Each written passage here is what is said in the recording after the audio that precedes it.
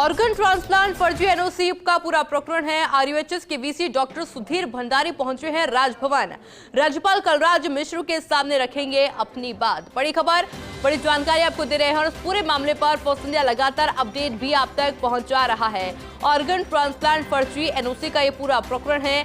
RUHS के VC doctor Sudhir Bhandari Raj Bhavan पहुंचे हैं और अब राज्यपाल कलराज मिश्र से मुलाकात के बाद वो अपनी बात को रखेंगे। और इसी खबर पर अधिक जानकारी के लिए मेरे साथ सहयोगी विनोद सिंह चौहान भी जुड़ चुके हैं। विनोद, क्या कुछ अपडेट अभी पूरे मामले पर आपके पास? जी बिल्कुल, देखिए, ऑर्गन ट्रांसप्लांट फर्जी एनओसी प्रकरण जो राजस्थान भर में इस समय सबसे बड़ी चर्चा का विषय है, उसमें राज्यपाल से आरयूएचएस के वीसी सुधीर भंडारी ने दोपहर 2 बजे का समय मांगा था। उधर चिकित्सा एवं स्वास्थ्य मंत्री डॉक्टर गजेंद्र सिंह ने भी 2 बजे का समय मांगा था। तो देखिए, दोनों को 2 बजे का समय दिया गया था और इस समय डॉक्टर सुधीर भंडारी राज्यपाल से मुलाकात कर रहे हैं। हम आपको बता दें कि सुधीर भंडारी 2 घंटे पहले भी राजभवन पहुंचे थे, लेकिन राज्यपाल किसी मीटिंग के चलते उनसे नहीं मिल पाए, तो उन्हें बाद में बुलाया गया। 2 बजे का समय दिया गया और सुधीर भंडारी 1:45 बजे ही राजभवन पहुंच गए हैं और अपनी बात, जिस तरीके से उन्होंने सूत्रों के हवाले से कहलवाया था, सूत्रों के हवाले से जानकारी सामने आई थी कि वो राजभवन में राज्यपाल के सामने अपनी सारी बात रखेंगे और संभवतः है वो राज्यपाल को इस्तीफा भी सौंप सकते हैं। उन्होंने ये भी कहा था, अगर चिकित्सा मंत्री पहले मिल लेते हैं, गजेंद्र सिंह खींवसर और बर्खास्तगी की बात करते हैं और राज्यपाल जो निर्णय लेंगे वो अक्षर से माना जाएगा, अक्षर से उसकी पालना करेंगे। बहरहाल चिकित्सा मंत्री से पहले आरयूएचएस के वीसी सुधीर भंडारी अंदर है, राज्यपाल से बातचीत कर रहे हैं, अपनी बात रख रहे हैं, पूरे प्रकरण की संभवतः उनको जानकारी भी दे रहे हैं और राज्यपाल भी पूरे प्रकरण की उनसे जानकारी ले सकते हैं, तमाम मुद्दों पर बातचीत कर सकते हैं कि आखिर ये खेल कैसे चला और किस किस का कितना इन्वॉल्वमेंट है। तो पूरे प्रकरण को लेकर सुधीर भंडारी राज्यपाल के सामने अपनी बात रख रहे हैं, अपना पक्ष बता रहे हैं कि क्या क्या हुआ होगा, किस तरीके से हुआ होगा। जैसे वो पहले कहते रहे हैं कि लेटर पैड का गलत इस्तेमाल किया गया, तमाम चीज़ें मेरे खिलाफ रही, उन सब बातों को राज्यपाल के सामने रख रहे हैं। और बहरहाल देखिए, थोड़ी ही देर में चिकित्सा मंत्री गजेंद्र सिंह खींवसर भी यहाँ आएंगे और बर्खास्तगी की बात को लेकर के अंदर राज्यपाल से बातचीत करेंगे। अभी इस समय सुधीर भंडारी राजभवन में हैं और राज्यपाल के सामने अपनी सारी बातें रख रहे हैं। जी अच्छा विनोद, क्या लग रहा है, क्योंकि देखिए एक मुलाकात अभी जारी है, कई और मीटिंग्स होना अभी बाकी है। इन मीटिंग्स के बाद में, इन मुलाकात के बाद में ये पूरा मामला क्या मोड़ लेता हुआ नजर आएगा?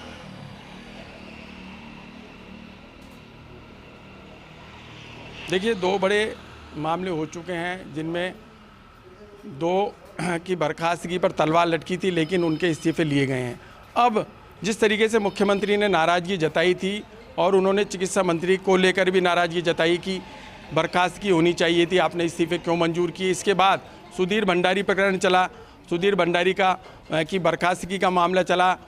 2 दिन से चिकित्सा मंत्री खुद कह रहे हैं कि उन्होंने राज्यपाल से समय ले रखा है और आज बर्खास्तगी के मामले को राज्यपाल से मिलेंगे।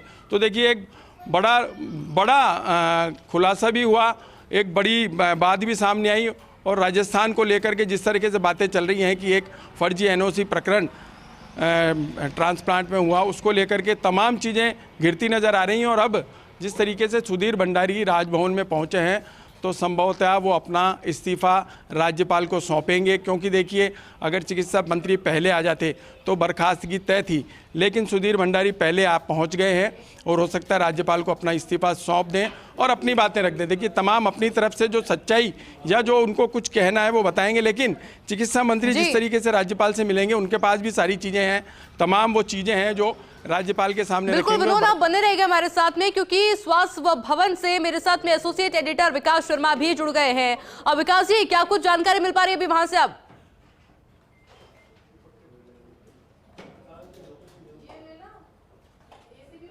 आयुषी, देखिए, इस वक्त की सबसे बड़ी खबर, ऑर्गन ट्रांसप्लांट फर्जी एनओसी प्रकरण में इस वक्त की सबसे बड़ी खबर, जिस तरह से फर्स्ट लाइन संकेत दिए थे कि डॉक्टर सुधीर भंडारी आज इस्तीफा दे सकते हैं, उसी क्रम में डॉक्टर सुधीर भंडारी इस वक्त राजभवन पहुंच चुके हैं। मैंने आपको बताया, आज इस प्रकरण को लेकर के महत्वपूर्ण दिन है, बड़ा दिन है, क्योंकि आज इस प्रकरण में दोनों तरफ से जो है एक्टिविटी जो है पूरी तरह से फुल मोड पर है। एक तरफ जहां पर चिकित्सा मंत्री गजेंद्र सिंह खींवसर इस वक्त स्वास्थ्य भवन के अंदर आला अधिकारी को बैठक ले रहे हैं। मेरे कैमरा पर्सन को कहूंगा राकेश को कि एक बार वो दिखाएंगे इस वक्त की पूरी तस्वीर।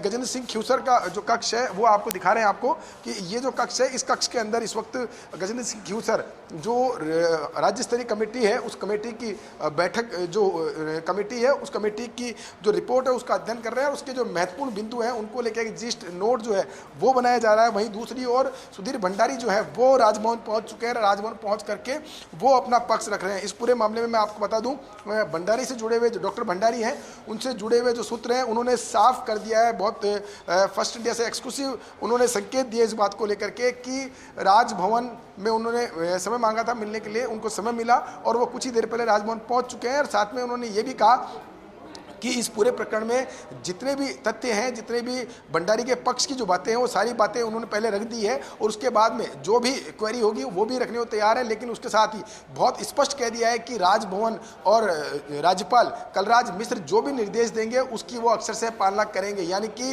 राजभवन के ऊपर अब पूरी सुई केंद्रित हो गई है, क्योंकि यहाँ से कुछ ही देर में चिकित्सा मंत्री जो है गजेंद्र सिंह ख्यूसर वो भी यहाँ से पहुँचेंगे राजभवन, और राजभवन पहुँचते ही वहाँ जाकर के और पूरी तथ्यात्मक रिपोर्ट जो कि आज तैयार हो चुकी है राज्य स्तरीय कमेटी की, जिनकी भी बैठक भी चल रही है, उसके ब्रीफ नोट को वहां पेश करेंगे और साथ में बताएंगे, तथ्य बताएंगे कि किस तरह से भंडारी को जो बर्खास्त करने की मांग उठाई जा रही है, जो आग्रह किया जा रहा है, उसके पीछे का कारण क्या है, उसके पीछे के जो कह सकते हैं फैक्चुअल रिपोर्ट क्या है। क्योंकि सबसे महत्वपूर्ण बात है, सरकार का कहना यह है कि 2022 के अंदर कुलपति के पद पर वो नियुक्त हो गए थे, उसके बाद से वो गलत तरीके से सोटो के चेयरमैन बने हुए थे। उसके अलावा जो कमेटियों का मर्जर किया गया था, अस्पताल हॉस्पिटल बेस्ड कमेटी और साथ में स्टेट बेस्ड ऑथराइजेशन कमेटी, दोनों कमेटियों का जो मिक्सअप किया गया वो गलत किया गया और साथ में उसमें जिस तरह का कॉन्स्टिट्यूशन में बदलाव किया गया था वो भी गलत किया गया था। हालांकि इस पूरे मामले को लेकर के महत्वपूर्ण बात यह भी है कि ये सिर्फ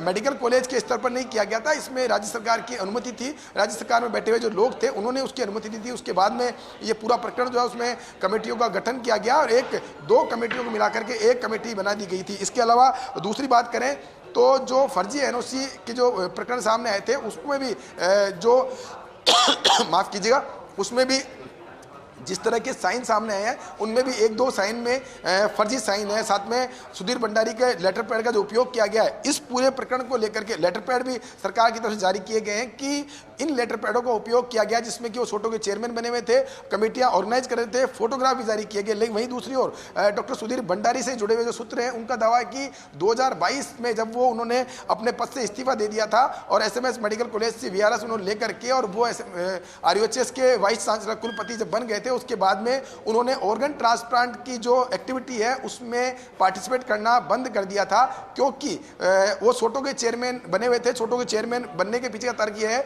कि लाइव डोनर जो है उसका सोटो से कोई लेना देना नहीं। उनका तर्क यह है कि लाइव डोनर जो होते हैं उसका सोटो से कोई लेना देना नहीं होता है। सिर्फ जो ब्रेन डेड पेशेंट होते हैं, जो कैडेवर ट्रांसप्लांट जो होते हैं उसमें सोटो की भूमिका होती है और उसी में सोटो को महत्वपूर्ण भूमिका होती है, ये उनका तर्क है। साथ में ये भी कहा कि सरकार ने उनको जिम्मेदारी दे रखी थी इसलिए उन्होंने पद नहीं छोड़ा, लेकिन वो सोटो के चेयरमैन के रूप में काम नहीं कर रहे थे। तो दो अपडेट पूरी जो डॉक्टर सुधीर भंडारी है उनके पक्ष की तरफ से बता रहा हूं मैं कि उनका ये कहना है कि इस पूरे प्रकरण में उनको गलत तरीके से प्रेजेंट किया जा रहा है। कुछ लोग हैं जो उनके खिलाफ लगे हुए हैं, इसी वजह से उनको इस पूरे जो प्रकरण में टारगेट किया जा रहा है। हालांकि उन्होंने बहुत स्पष्ट कर दिया इस पूरे मामले को लेकर के राजभवन जो भी डायरेक्शन देगा, जो भी निर्देश देगा उसकी वो अक्षर से पालना करेंगे। जी, यानी ये तो तस्वीर साफ हो गई है विकास की, बहुत ही स्मार्ट तरीके से इस पूरे मामले को, इस पूरे प्रकरण को अंजाम दिया गया है। मेरे साथ में सहयोगी विनोद भी लगातार बने हुए हैं।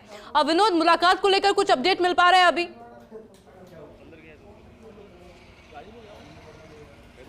जी बिल्कुल, देखिए उन्हें अंदर गए 10 मिनट का समय हो गया है। संभवतः जिस तरीके से विकास जी ने बताया वो अपना पक्ष रख रहे हैं और ये उन्होंने पहले ही साफ कर दिया था कि राजभवन से जो भी निर्देश मिलेंगे उनकी अक्षरशः पालना होंगी। ऐसे में ये भी बात सामने आ रही है कि वो राज्यपाल को अपना इस्तीफा भी सौंप सकते हैं। तो तमाम कयास लगाए जा रहे हैं। बहरहाल अभी राज्यपाल से भंडारी की बातचीत चल रही है, वो अपना पक्ष रख रहे हैं।